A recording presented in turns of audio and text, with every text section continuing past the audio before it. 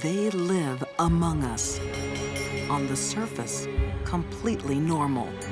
Beneath, deadly. Cunning, manipulative, users and abusers of other people. The smile of a suburban mom hides the soul of a killer. You can't ever say never. The unimaginable did happen. My friend killed her husband. The life of the party has a secret life at home. Who would suspect anybody that nice of murder? And who would suspect two little old ladies of a monstrous crime? I've never worked a case where human beings were housed and cultivated and fed for the singular purpose of being executed. These are deadly women in disguise, their murderous thoughts hidden behind the mask.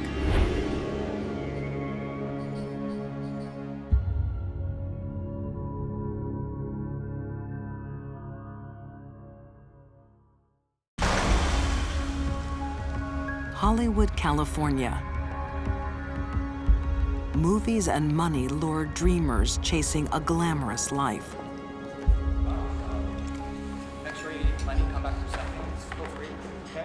But in the back alleys of Tinseltown, dreams turn to despair.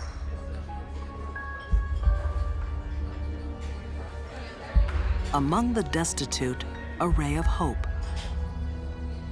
Two elderly women tend to the homeless. Helen Golay, age 73, and Olga Rutterschmidt, 75.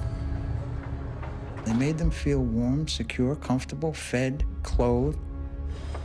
But there's a sinister side to these good Samaritans.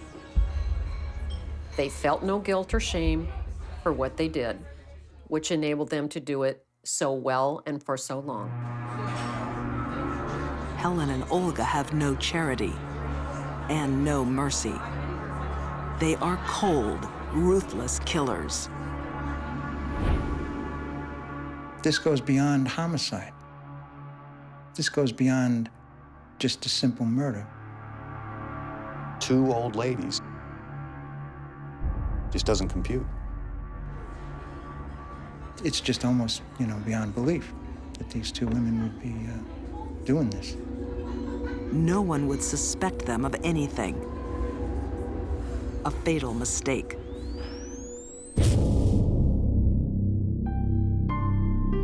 June 2005.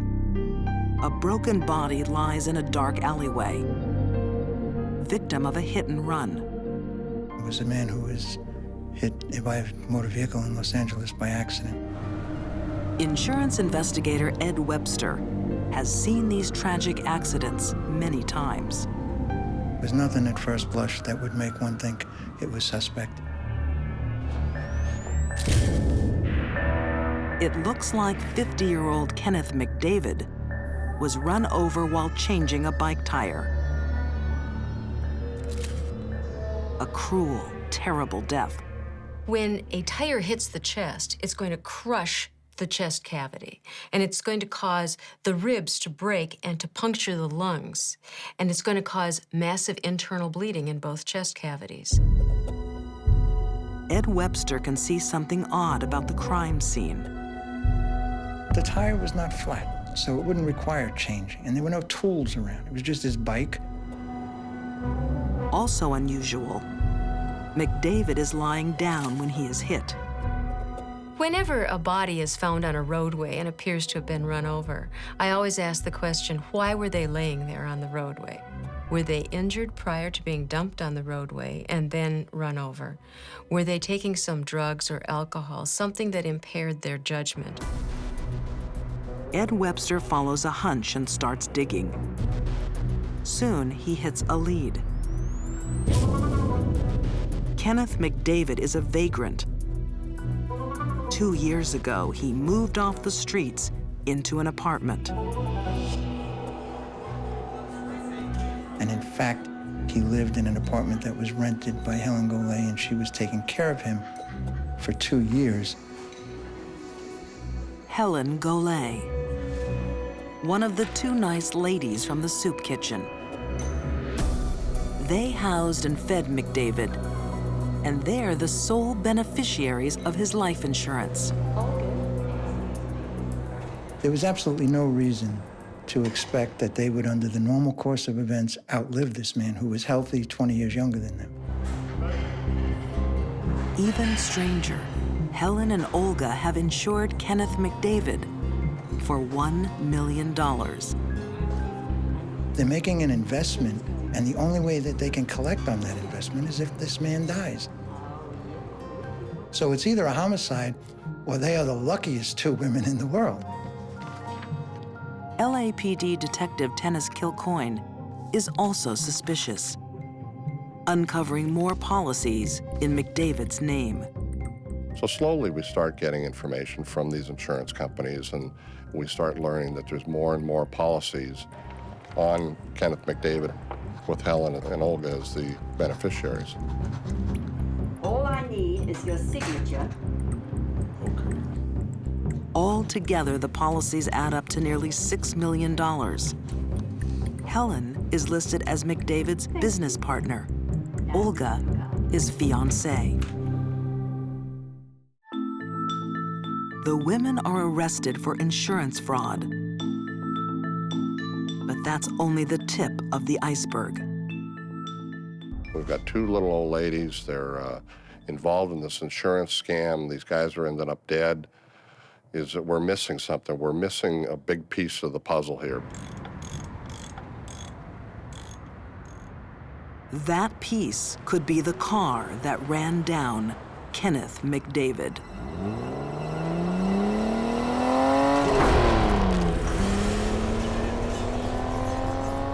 There was a surveillance video on the corner, and they actually had captured the vehicle going down the alley. CCTV vision helps connect the car to Helen Golay.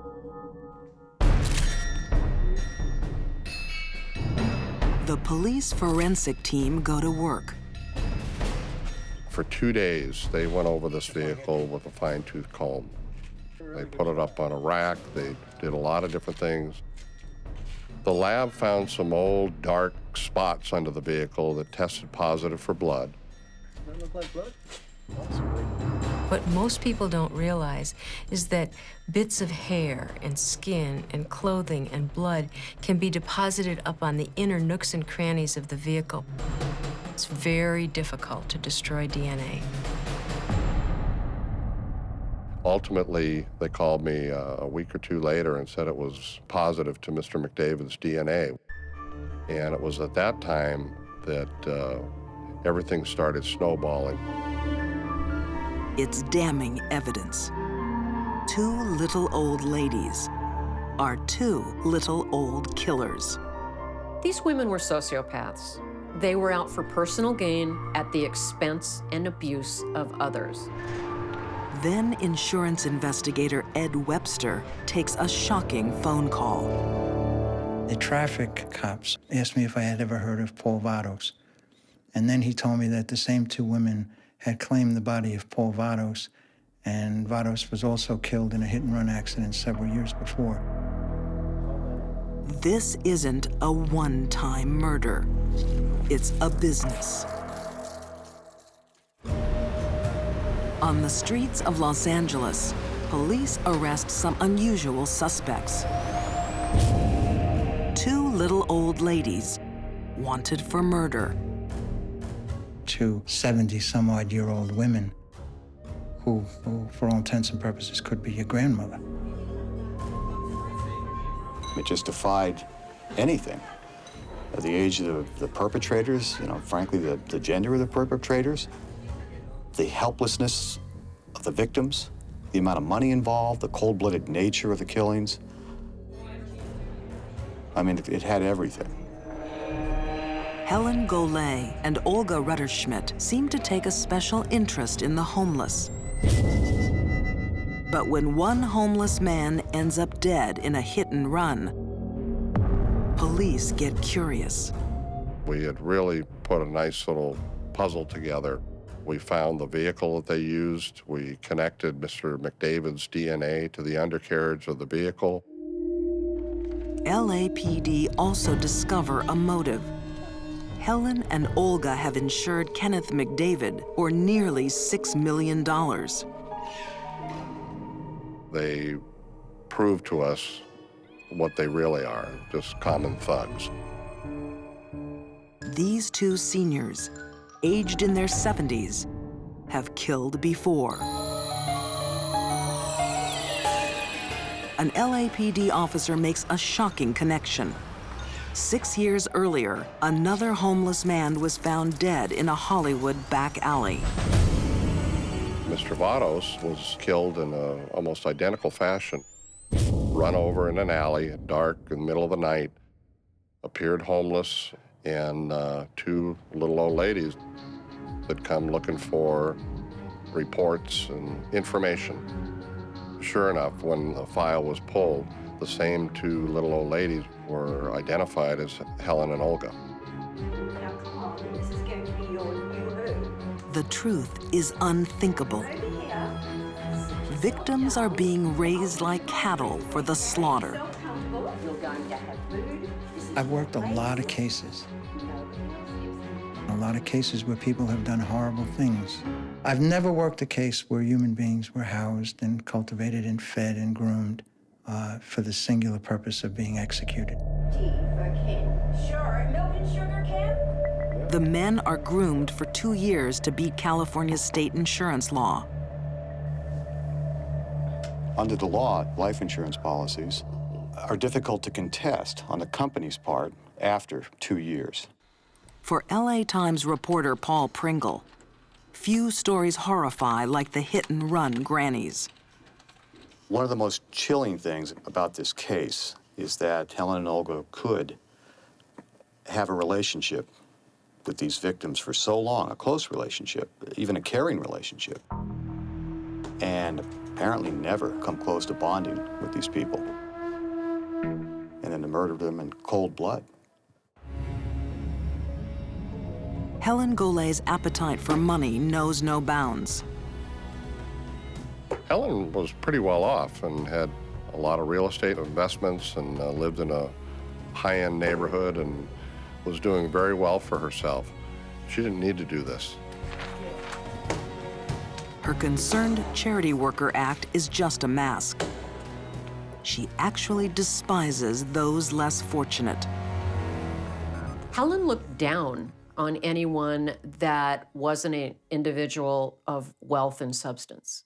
They didn't matter. And if someone doesn't matter, it's certainly easier to kill them. Olga was always striving to be more like Helen and try to impress Helen. But Olga was just as culpable and just as evil as Helen. Together, Helen and Olga's callous, cruel natures only feed off each other. When they hooked up with each other, they validated each other's needs to rip people off and to hurt people. Helen and Olga exhibited no guilt, no remorse, no regret for what they did. That's classic sociopathy. But how can 70-year-old women force much younger men to lie down and be run over? Police find the answer at Helen's house. We found a vial with crushed up mixture of prescription medication that, according to the coroner's office, would knock you out, or knock out a grown man. This was found in Mr. McDavid's system during the autopsy. Knocked out, the men are crushed to death under the wheels of Helen's car.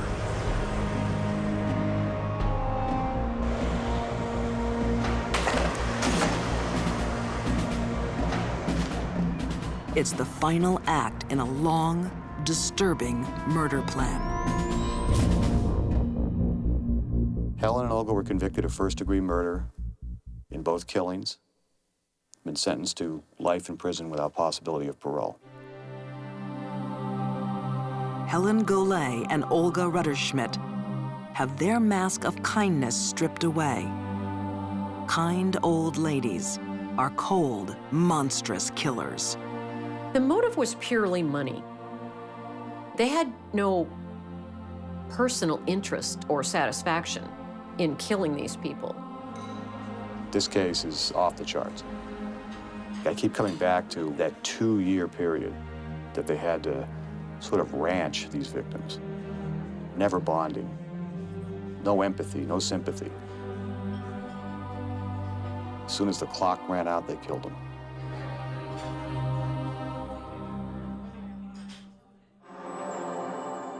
Gun Barrel City, Texas, 1982. Jimmy Don Beets unwinds after a hard day working at the fire department. Jimmy Don Beets was a wonderful man. He was loved by so many people. I'm Jimmy. Hi, Jimmy. Nice to meet you, baby. Just an old country boy that everybody had a lot of respect for. Also at the bar, a lively waitress named Betty Lou Barker. Betty Lou takes a shine to the laid-back Texan. He thought she was really a lot of fun and a very cute person. And so he married her after knowing her for about 6 months. But Betty Lou's sassy charm is just a mask. Jimmy Don Beets is being quietly stalked by a black widow. In the world of homicide, a black widow is the term given to a woman who chooses a mate, marries, and kills him for profit. Oh, Betty was fun. She was so cute. She was a sharp dresser. She was a great dancer, and she was really a good time. For crime writer Irene Pence, Betty Lou Beets is a compelling character. Married at 15, she has 6 children. After she had the 6th child, she thought that staying home with a lot of children was not fun. And so that's when she started going to the bars and meeting other men.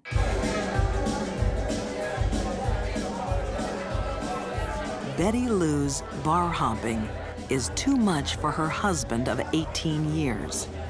He files for divorce. In the following years, men and money come and go. But Jimmy Don Beets looks like he might be the real thing. He's her 5th husband in 10 years. He had been divorced for a few months, and he was looking towards an early retirement and didn't want to be retired and alone. Early in the marriage, Betty Lou has a special request. She wants a wishing well built in the front yard. How long is this well gonna take, Jimmy? Black guy, woman. We'll be done when it's done. Her devoted husband is happy to help. He showed such love for her, and she was so sweet to him. That sweet nature is all a facade. Betty Lou was capable of showing people her good face, the people that mattered to her. She would smile at them, make them feel good about themselves. Yeah, I hope so. Who would suspect anybody that nice of murder? Make a wish. Jimmy Don Beets is in serious danger. Damn, woman. He has just dug his own grave. Jimmy Don Beets is a down-to-earth Texan fire captain. Sounds like a proposition. Married to new wife, Betty Lou, he's just a few years from retirement. I think everybody at that time in the department knew Jimmy Don Beets. A chaplain at the Dallas Fire Department, Denny Burris worked alongside Jimmy Don. Very responsible individual who had one quality that seemed to rise above a lot of other people in common sense. But common sense isn't enough. to see through the mask of a killer. Black widows don't have too much difficulty putting on a mask and appearing to be an ordinary person to everyone around them. Sociopaths can do that quite well. They don't hear voices. They're not delusional. They're not killing for fun or for sex. It's a cold-blooded event. Betty Lou Beets is a lady with many secrets.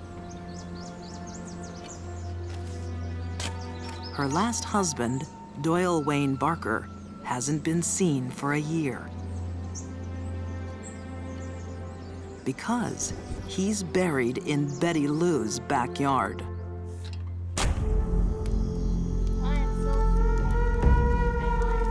She told her daughter that she really wanted to get rid of him. And so the daughter said, well, divorce him. And she said, and then I'd lose the trailer, and winter's coming. Well, I would be out here in the cold. You know what, Shirley? I'm gonna kill Wayne. And so she tried to get her daughter to help her bury Wayne Barker.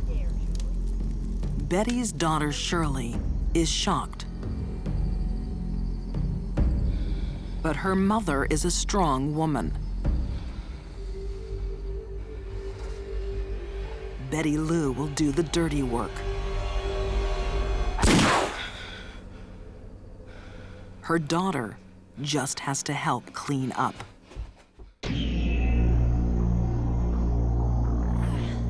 Betty's state of mind was calm, cool, and collected. Good riddance, Wayne. These were not crimes of passion. Within a year, Betty Lou has a new husband and a new reason to kill.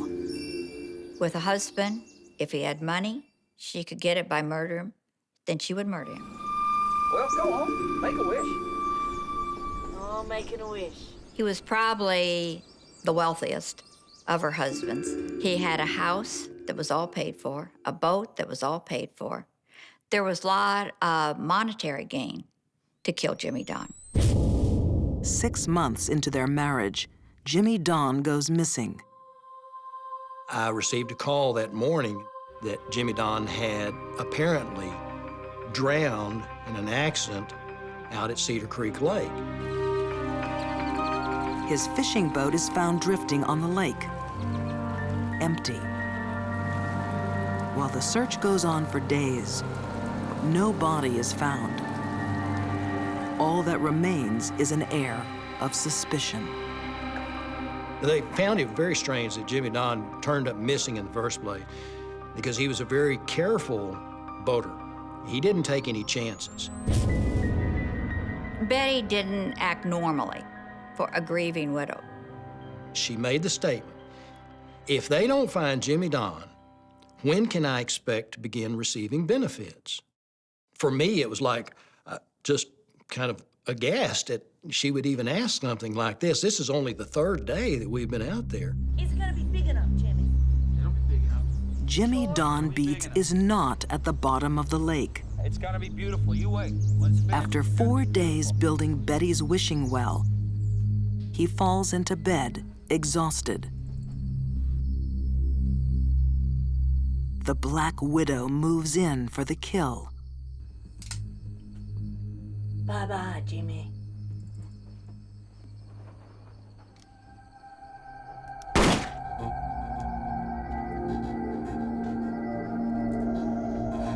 This time, Betty's son Bobby is tangled in her deadly web. Go, Bobby.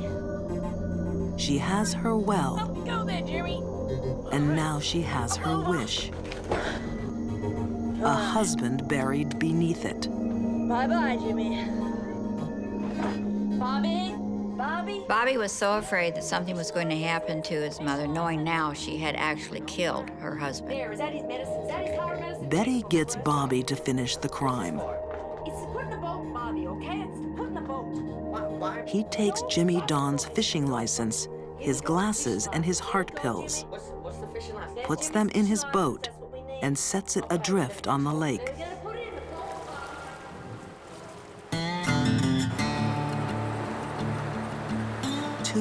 years pass. Jimmy Don's disappearance is still a mystery. Then Betty Lou finds a new man and jokes about having buried her own husband. I guess the old saying, your sins are going to always find you out. Well, they did in Betty Lou's case, and it came as a result of just a slip of the tongue. Betty Lou's new boyfriend also has loose lips. He takes the news straight to the police. The person that I spoke to informed me that Betty Lou actually told him that there was a body buried under her porch. So that was my first solid clue. Detective Rick Rose pays Betty Lou Beets a visit.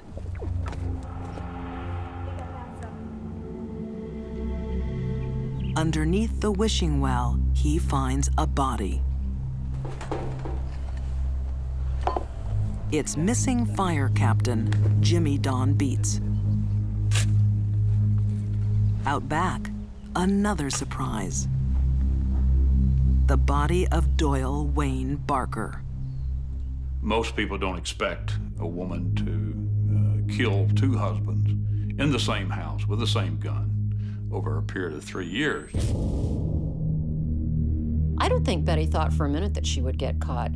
The boldness of burying the body of someone you killed on your own property, no, she did not think she was going to get caught. Careful, Bobby.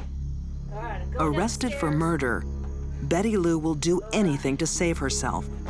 Oh, for God's sake, Bobby! Hopeless boy. Sorry, Mama. Betty put Betty first, and that's the bottom line. She turns on her own children, trying to blame them for the murders. I don't think she cared. I don't think she felt any empathy for her victims, nor did she have any empathy for what her kids might have been feeling involving them in this. The trial jury finds Betty Lou guilty of 2 murders. My visit with her at the trial is something that I don't think in my mind's eye will I ever forget.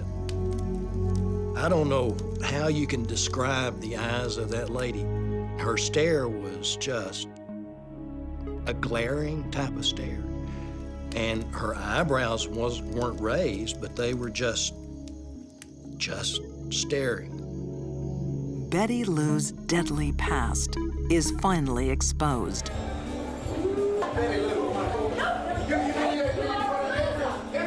After arguing with her second husband, she shoots him. She shot him at least twice. And she explained to the police how he was trying to attack her. And they always questioned why the bullets were in the back of his head. He survives. Husband number 3 also has a lucky escape. She tried to run him over with her car. He managed to jump behind a van and saved his life. Her next 2 husbands end up buried in her yard. Go there, Jimmy. But Jimmy Don Beets will be Betty's final victim. On February 24th, 2000, Betty Lou Beets is executed by lethal injection. Most of the homicides I worked were generally spontaneous. They happened because of an event. Somebody, got mad, angry, and committed the act. Those are different types of mindsets. And in her case, the mindset was purely premeditation and planning. She was a cold-blooded killer.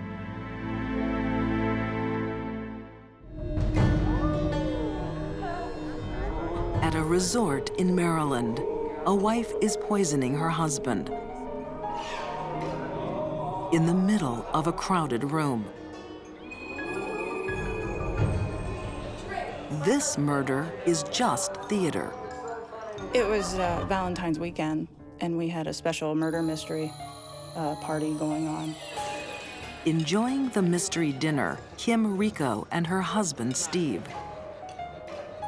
The play is called The Bride Who Cried. guests are caught up in the tale of a new bride killing her groom.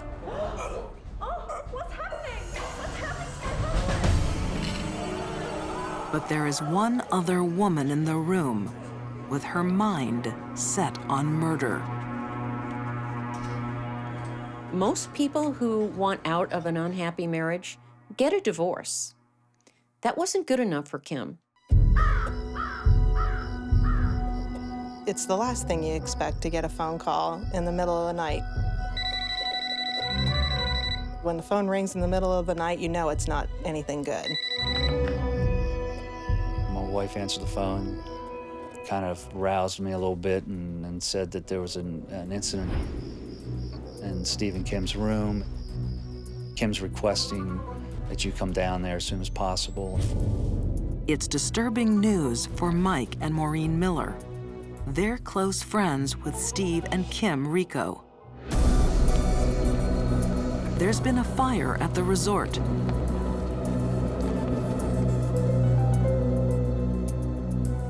Elaine Phillips had just finished work for the night. A woman was coming into the door, going to the front desk. Yeah, anyway. Sunday. And she mentioned that her room was on fire. My room is on fire.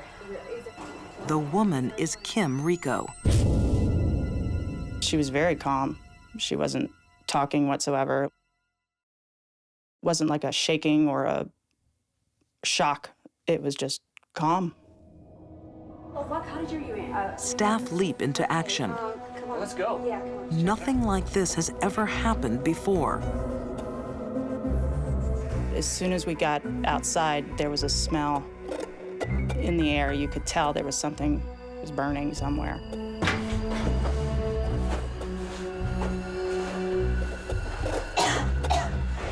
Oh, God. I could see his face that he was burnt, that it was beyond anything, and I knew he was dead at that point. The charred body belongs to Steve Rico, aged 35.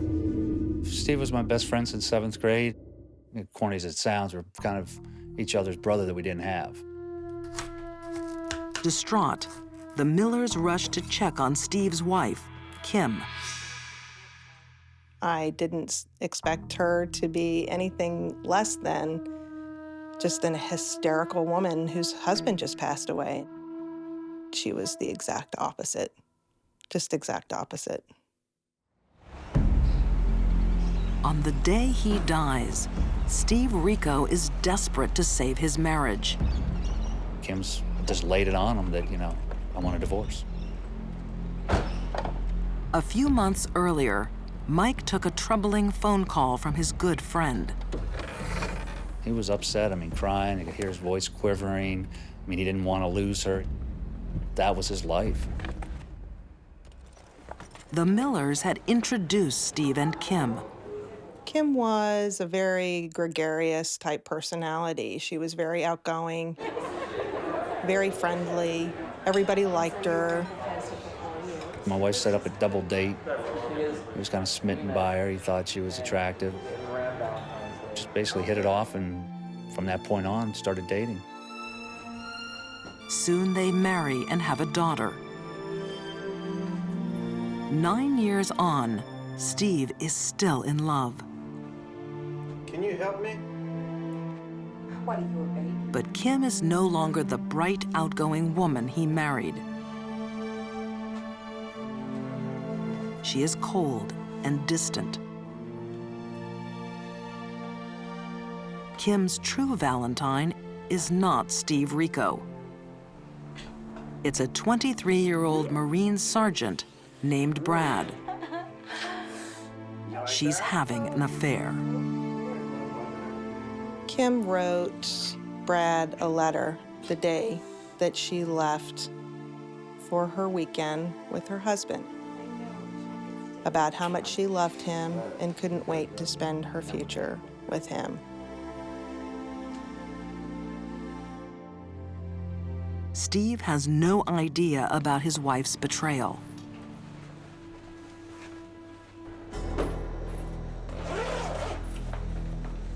She was bound and determined that this murder was going to happen no matter what.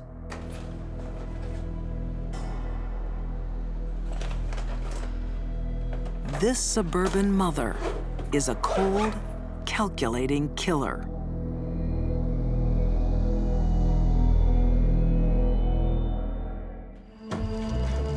At a golf resort in Maryland, fire tears through a guest room. Kim Rico's husband, Steve, is found inside, burnt to death.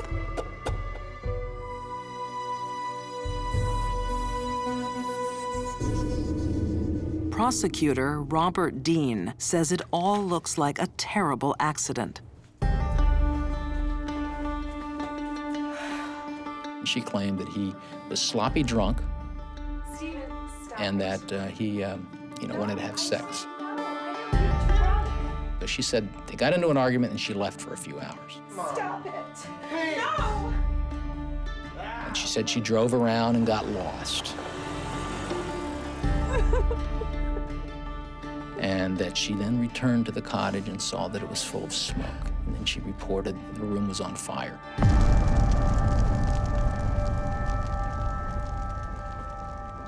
Steve Rico's best friend, Mike Miller, is called to the scene. His grief turns quickly to suspicion. They're saying that the fire started because of him carelessly smoking. Steve doesn't smoke. All the years that I've known Steve, I've never seen him smoke a cigarette, a cigar, and he despised being around people that smoked. Forensic pathologist Janice Amatuzio says the body of every fire victim tells a story. Stephen's body was found in a fire. The major question for the forensic pathologist is, did he die as a result of the fire or not? When there was no soot in the airways, when there was no damage to the lungs, it suggested that Stephen was dead before the fire started. Stephen was not drunk that night. The blood test at the autopsy shows that. He was not drunk. He's such a party pooper. We're away. The mask of Kim Rico is slipping. Behind it lies a killer. Was she really capable of doing this? Everybody was saying it, but again, I ignored it and just pushed it back and said she wasn't capable of doing it. And man, was I wrong.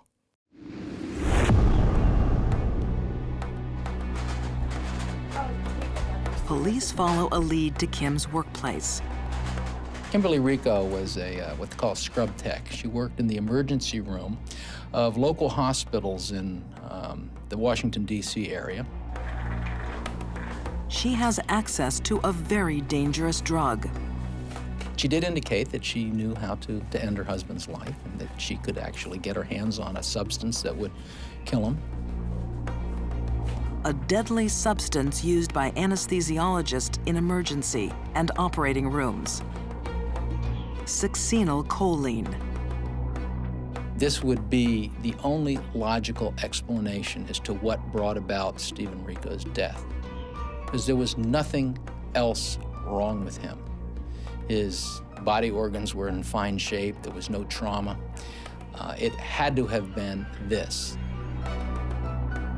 She had to have carried through her plan.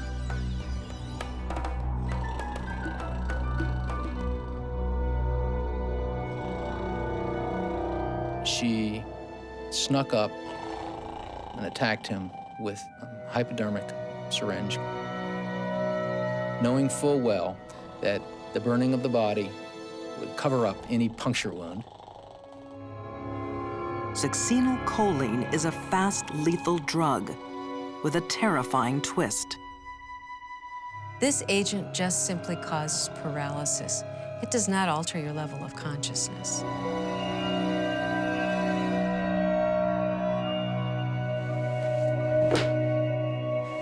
It basically suffocates you as the paralyzing agent, so he would have maintained consciousness while he was suffocating. I really wonder what Stephen must have felt when he realized he couldn't move. Panic, I imagine. There is no way that succinylcholine can paralyze terror. Kim Rico thinks she has planned the perfect crime. One of the things that I see in almost every case of premeditated spousal murder, where the killer is above average intelligence, is arrogance. And the arrogance they have makes them do stupid things. It was clear that this was a staged killing. There were empty beer bottles in the room, and there was a pack of cigars. The cigars are vital clues. Not only is Steve Rico a non-smoker, they can't start a fire. There was an investigation as to how a fire like this could have started. And that fire could not have started by the ashes of a cigar. Prosecutor Robert Dean takes a mass of evidence to trial. Kim Rico is found guilty of murder and jailed for life. She injected him with succinylcholine and watched him suffocate and lit him on fire. How much colder could it get?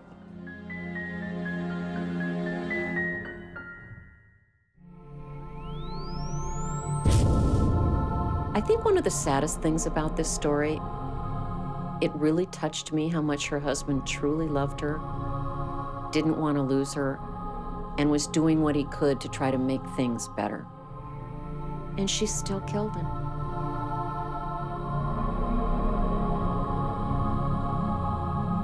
The murder of Steve Rico shatters many lives. He was a big teddy bear. He just wanted everybody that he loved to be happy and for him to take care of him. And it's sad that he's the one not in the world anymore, and she is. My best friend, and the fact that he's not here anymore is pretty hard for me to take. And there is another victim, Steve and Kim's young daughter.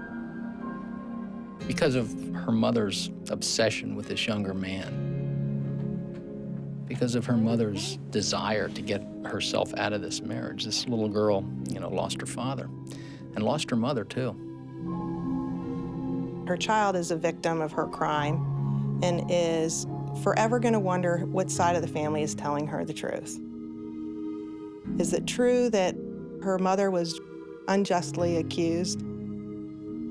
Or is it true that she is a cold, manipulating, calculating murderer?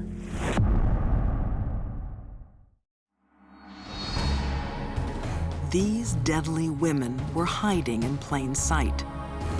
They looked like anyone, but they were far from normal. Betty Lou Beets was a black widow, luring men with a smile. Instead of divorce, Kim Rico chose murder.